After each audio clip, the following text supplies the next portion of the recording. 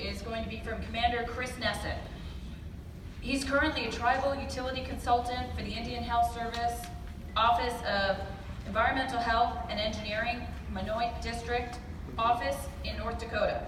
He's responsible for providing professional consultation services for the Tribal Operation and Maintenance Department to meet the Environmental Protection Agency requirements and regulations for drinking water and clean water. Commander Neset has served approximately 12 years with the Indian Health Service as a field engineer and senior engineer consultant. Prior to that time, he served as a consultant in industry, during which time he was in the National Guard for the North Dakota Army National Guard, serving both as an enlisted and as an officer. And during that time, he was deployed in 2005 to 6 for 15 months for Operation Iraqi Freedom. And during that time, he was a platoon leader conducting route clearance missions. Commander Neset has his Bachelor of Science in Construction Engineering from North Dakota State University and a Master's of Science in Management from Minoit State University. He's a registered professional engineer in the state of North Dakota. Commander Neset.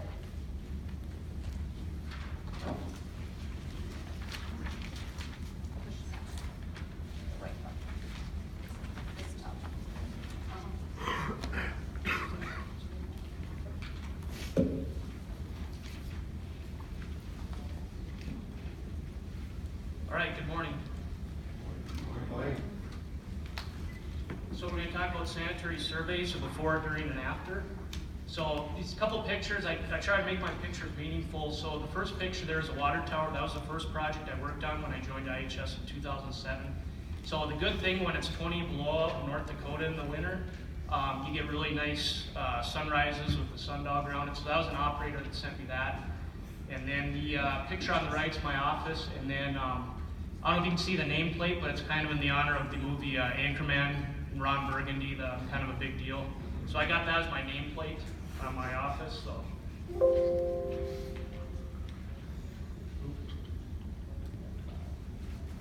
Let's see here.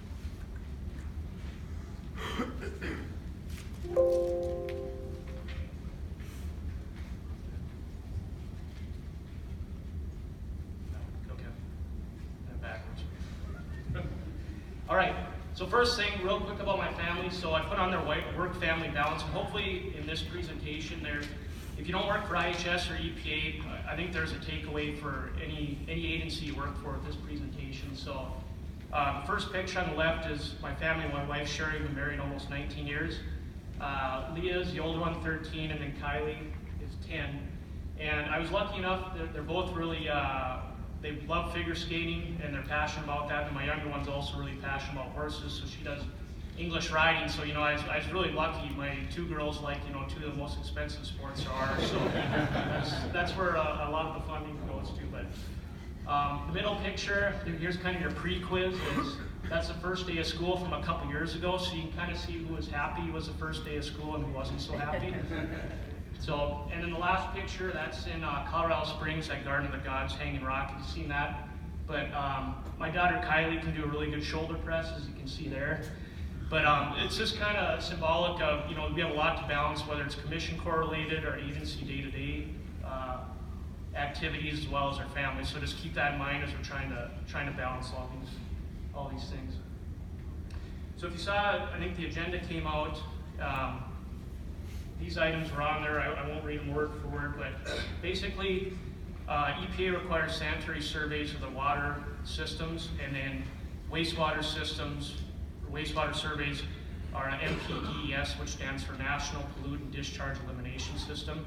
Typically these surveys are done on the water side every 3 years and on the wastewater side every 5 years. So as you can see, these are kind of milestone things that come up. They're a big deal. So it's kind of something, if you're a project engineer and working on a project, there's kind of milestone things when you're putting that stamp on those set of plans. That's a big deal. So these are kind of highlights. For me as a tribal utility consultant in North Dakota, we want to really do a good job when we have these surveys. And EPA comes up in my area, EPA Region 8's out of Denver. So we really want to be efficient with our time and have a good overview. The second item is stating what we're going to do during the survey. And then the last thing we're going to do is kind of the after survey. There's some follow-up that needs to be done, and that can vary depending on how the survey goes. Just a quick show of hands, how many are kind of familiar with, I know we have a lot of EPAs here, how many are familiar with sanitary surveys or heard of them? So about roughly half the room. But I think this fits, the theme for this symposium, Better Health and Better Partnerships. When I worked as a project engineer, field engineer, and senior engineer consultant, I probably worked mostly with IHS, but as a tribal utility consultant, I probably work and have more conversations with the EPA rep out of Pure, South Dakota than I do actually my supervisor in Aberdeen. That's how much I'm working with EPA. Even though I work for IHS, I'm working all the time with EPA on a lot of drinking water, but also clean water issues that come up for the tribes in the mining district. So some of the before activities, like I mentioned, it's critical for the tribal utility consultant and that EPA rep, in my case, it's out of Pure, South Dakota, need to have an excellent working relationship. We also need to have a good working relationship with the operators and directors. I really like working with operators and kind of doing that boots on the ground work. It's something I like. It's one of those things that, if you have an operator, if they're at in a boardroom, they're not going to say a thing. When you get them out in the field, they're going to really open up and tell you the things, issues they're having, things like that. So it's really good to get out in the field, and I encourage, if you're a younger engineer or whatever position, try to get out in the field as much as you can, whether it's with operators or whoever you're working with. The training and certifications offered, I put this in here because it all ties into how we want to run our systems and to make sure they're complying with EPA regulations. As a tribal utility consultant, do a lot of work with coordinating trainings and so forth. But these are different agencies, so these are all the different partnerships. Just in the last probably year and a half, we've had on-site trainings. I know there's a lot of webinars and things, and those are good, but I think for the operators, we really need to focus on on-site training. I don't think, and overall, webinars are going to be as effective for those operators that are working in the field for the tribe, so it's something to keep in mind. Quick story with the EPA training we had last August in Standing Rock was there's a level 4 operator he's a director for Turtle Mountain Public Utilities, way up by the Canadian border, really sharp guy. And at the end of the training, he went up to, this is a wastewater training, he went up to the EPA person that was leading the training, and she said it was one of the best compliments she's ever gotten. I think she's worked for EPA like 20 years. He came up and said, he's like, I really liked the training. I was really impressed. He's like, I was surprised you guys actually do know what you're talking about. So that's good to hear that from an operator that's had 30-some years in experience, all kinds of field experience. Some of these other trainings, some of you know Captain Sherry Wynn, EHSC. They offer a lot of good trainings. We just had an OSHA training we were maxed out at 40 people in Bismarck. ITCA, that's kind of newer in the Midwest, but they have excellent trainings and they also have certifications. One thing I wanted to bring up, and this is above my pay grade, but currently, like in North Dakota and South Dakota, those states do not. They have a lot of tribal operators that are licensed with a state license, but they don't recognize the ITCA license, and that's kind of really frustrating for them because now they're having kind of go two different routes. I know in the Southwest where ITCA has been around longer, they do recognize both, so hopefully that's something that can be pushed up and made a reality. That would really be helpful. Some of these other ones, Midwest Assistance, they got a couple trainings coming up, for example, in June. North Dakota Rural Water, different rural water organizations. I'd really try to, if you're a TUC or with EPA, really try to tie in with some of these state agencies. They have some really good operators that have a lot of experience that can help out. They're helping out the tribes with some of the hands-on work at the treatment plant.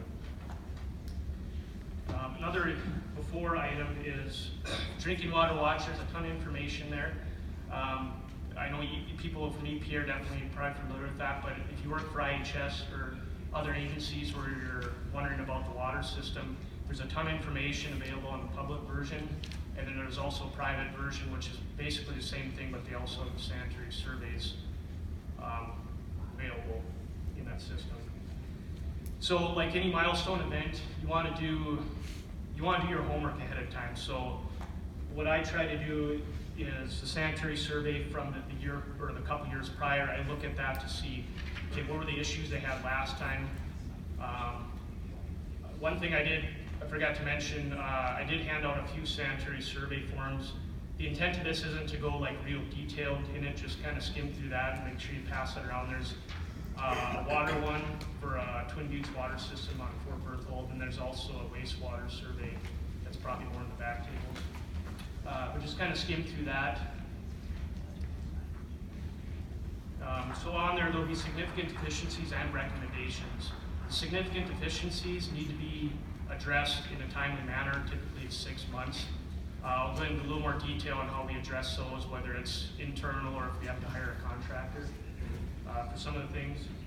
And then there's a number of recommendations. What I try to do on those is it's almost like a work order that the director can give to their operators to really help manage. Okay, there's some little things, they maybe not big deals, but they're things that need to be addressed. So there's kind of a game plan from these sanitary surveys. It's just not like, a check the box exercise, or okay, we got that done, we'll forget about that for 3 years. It should be kind of a continual process. Things I like to have before the sanitary survey, EPA wants to see plan sets, whether it's for the water towers or on the wastewater side, knowing the lagoon cells, the size and so forth. So I want to have all that stuff ready to go. And like we mentioned, do your homework on the system. One thing, I've been in the mine district a lot of years, so I'm pretty familiar with all the systems, but if you're newer, definitely try to get up to speed. With those engineers that have been around maybe in that district, and that goes for any type of position. If you're newer, kind of find the people you can get, absorb a lot of information from them to get that background on the system. So another thing on the before that I like to do, and I know EPA Region 8 that I work with, I try to do the tank climbs ahead of time. So as you can see in that second picture, I did put an asterisk by it, so some of this probably depends on your leadership. We're the Great Plains area, we're allowed to go up and climb the tanks. I know how to wear the proper safety harnesses, all that. I feel reasonably safe if I'm doing what I'm supposed to be doing, hooking in, all that stuff. We work a lot in North Dakota with the Bureau of Reclamation. They're huge funding agencies for our rural water projects. So a lot of times we team up with them. Some of the systems, the operators will do the tank climbs themselves. Some are they're not comfortable with heights, that's fine. We can climb that for them. We just want to get the job done and do it safely. So that second picture, that's Little Shell water system. That's Lake Skakawea. It's a reservoir of the Missouri River, beautiful area.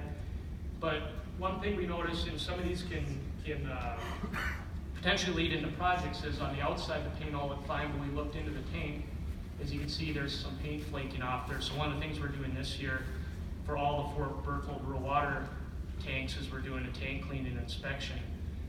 So some of these can potentially be generated into projects. Some might be funded by HS, some we do a lot of joint funding. So be thinking of that.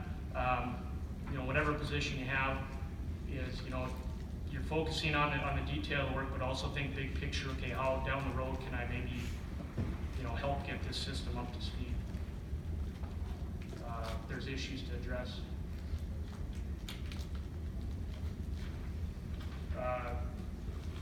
Like I said, with the operators, some actually, to tell you the truth, they maybe ate too many hamburgers and they're just not in good enough shape to climb up the towers. One I had was at Spirit Lake. He climbed up the tower with me. He made it like a third of the way up. And I looked over, this is like in July, and he was just sweating like Niagara Falls coming off his forehead. And I'm like, I thought he was gonna go into cardiac arrest. I'm like, Pernell, I'll take it from here. You just rest here and go back down when you're ready. So, all right, moving on to the during. The first thing I like to do is to meet with the utility director. I want to meet with that leadership right away to kind of, set the tone on what we're going to be doing. In that sanitary survey, it's more near the back of the report, but there's things on safety records, monitoring, things like that. So I like to meet with that director right off the bat. From there, I usually do the distribution, and last is what I like to do is water treatment plants, just because that gets real in depth and can take some time. So I like to do that at the end. The second point there, some of these are done by the tribe utility consultant, some are done by the EPA representative, in my case in Pure, South Dakota, and some we do together. But you also have to have other people involved. If some of our tribes, we do majority of the work, some is maybe done also by consultants. So in the one case last, that Twin Buttes one, we weren't as involved in the water treatment plants as far as the construction, and one of the plants is fairly new. I wasn't as familiar with the plant as the consultant was, so I tied him in to have him there for the sanitary survey, and that was really valuable to have that knowledge of that treatment plant that I didn't have as much knowledge of. So be thinking of that in your day-to-day jobs. Who are other players you can bring in that can help you with your tasks? And then Bureau Reclamation, I mentioned, they have a lot of civil engineers on staff. In our area, they actually own the water systems, and the tribe operates and maintains the system. So of course, we want to have the owners of the water system there on site with us for the surveys. One thing I didn't do when I was a younger engineer, and I wish I would have, is I strongly recommend field engineers with IHS be with on the sanitary surveys, both on the water and wastewater side. I try to definitely tie in the engineers now, like I let them know well ahead of time. I try to schedule these out because they're big events, and say, hey, on this week we're going to be going to Turtle Mountain and probably a couple days survey, and to have them with, because it's one of those things, you know, the operators can learn from us, but I also learn a lot from the operators. Even after 17 years as an engineer, I still learn a lot from the operators. All right, another thing during is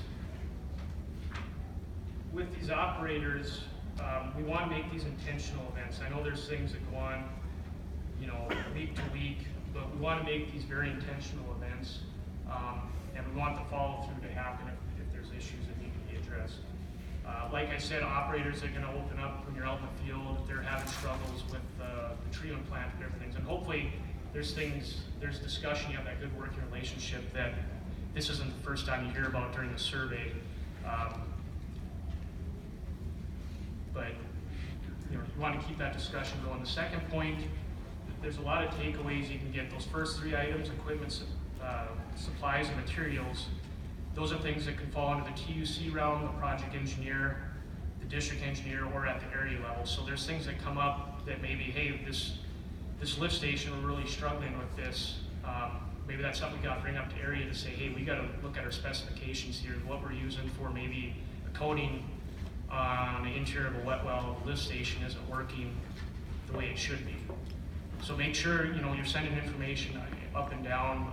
Information sharing is key. If you keep that information, doesn't do anyone any good. So that's for any position we have in any agency.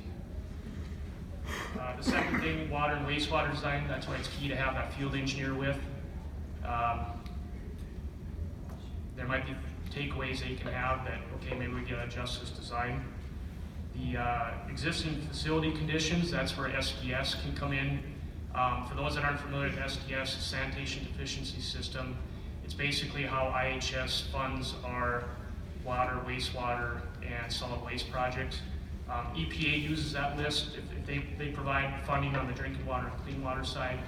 USDA Rural Development's a big funding agency in the Midwest with a lot of rural communities, so they also use this list.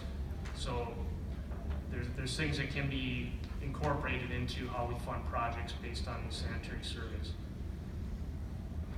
Okay, so this is one I just did in March. This is just one example, then we'll go to the after. So this is up at Turtle Mountain. Now keep in mind this is 10 miles from the Canadian border. We're burying water lines at 8 feet deep. So this is issues that came up during the sanitary survey. They had a water line or a leak at the water tank that they didn't know about. It happened sometime in the last month from the operator. He said the last time he was up there, so that maybe tells you something. Okay, the last time, although it might have been just that particular operator, but it had been a month since he'd been at this tank.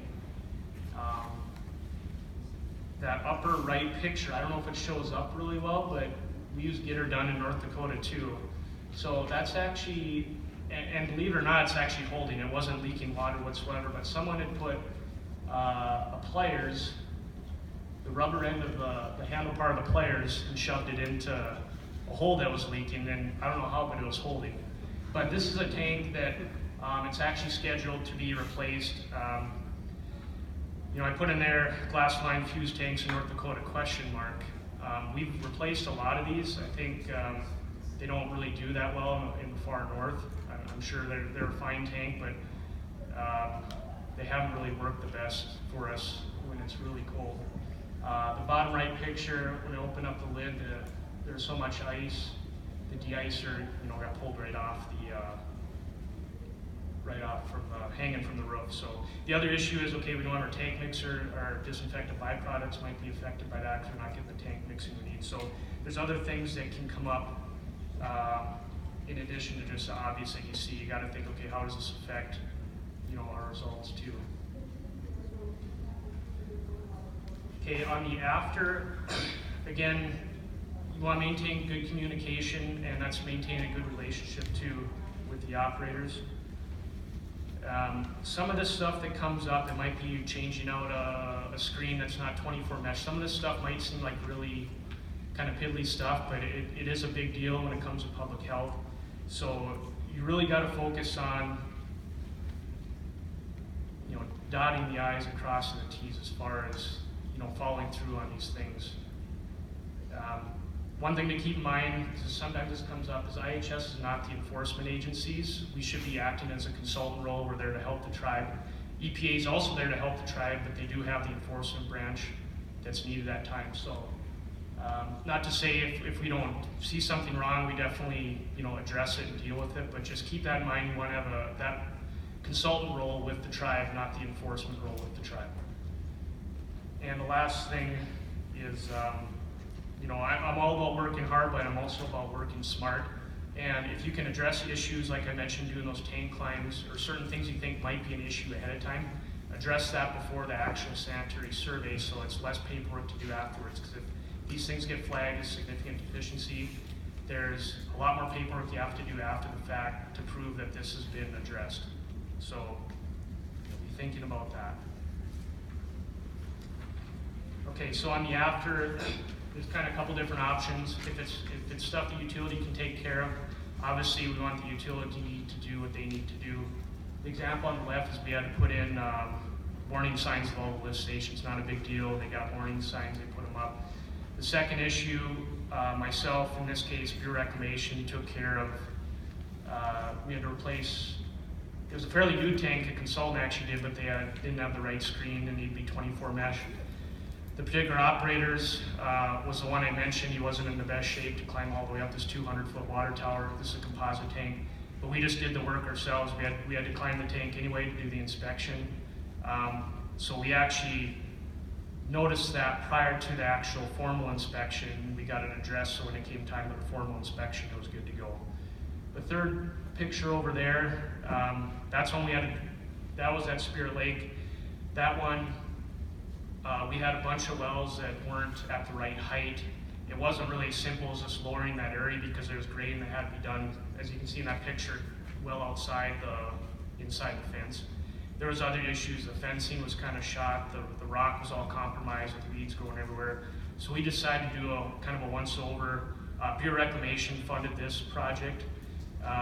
There was other things we do. We had an old treatment plant we demoed. So there's other things we did that we lumped in with this work. But you probably can't see it real well, but there's two lights on there. So kind of another thing to consider is the contractor that was doing the work was a local electrician, pretty well respected. But what we had in our specs were like an older style. We didn't have LED lights as in our specs. And the contractor's like, this isn't going to cost any extra. I really think, LED lights are the way to go now. This is a couple years ago now.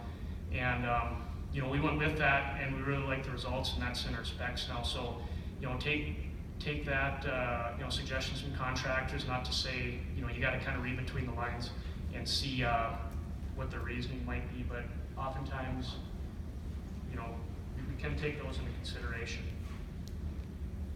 So, again, the three things are already addressed here. Basically, we want to eliminate the silo effect. We want to be working with the other agencies that can all work together on that. So real quick, and then probably just a little bit of time for questions. So if you're from the Great Plains, IHS area, you've probably seen this slide before. Hopefully everyone can read it. I gotta give credit to Captain Chad Snell. He had this at a presentation years ago. And if you want a copy of this, let me know. But this is kind of the process sometimes that we can fall under. So, you know, the sanitary survey, that might be the last one at the end there. And hopefully it's not in that shape. But, you know, as we go through our project, sometimes we have issues. My favorite two is probably what the consultant engineer promised and then what the client was billed by the consultant right below that. But definitely experienced, you know, unfortunately how the project was documented in the lower left there. Maybe we've experienced that from engineers from years ago, you know, not nowadays, but maybe, you know, 20, 30 years ago. And then how the project was completed. I know in North Dakota we seem to experience that every year. We're wrapping up projects in November and the snow's flying. Okay, so with that, any questions?